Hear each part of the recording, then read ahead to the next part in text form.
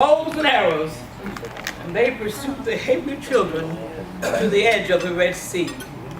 Now the children of Israel, upon looking back, saw Pharaoh's army coming, and the rumbling of the chariots was like a thunderstorm, and the whirring of the wheels was like a rushing wind, and the dust from the horses made a cloud that darkened the day, and the glittering of the spears was like lightnings in the night. And the children of Israel all lost faith. The children of Israel all lost hope. Deep Red Sea in front and Pharaoh's host behind. And they mumbled and grumbled among themselves, were there no graves in Egypt? And they wailed aloud to Moses and said, slavery in Egypt was better than to come to die here in this wilderness. But Moses said, stand still. Stand still and see the Lord's salvation. The Lord will not forsake his people. The Lord will break the chariots. He'll break great Egypt's swords and shields, the battle bows and arrows.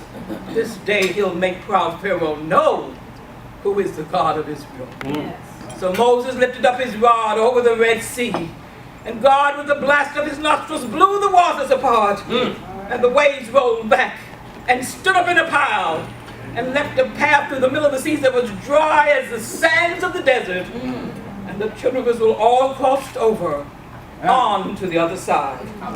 Now Pharaoh, seeing them crossing dry, dashed on in behind.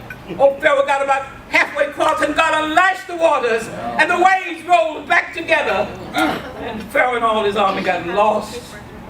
And all his hosts got drowned. And Moses sang, and Miriam danced, and the people shouted for joy. And God led the Hebrew children on till they reached that promised land.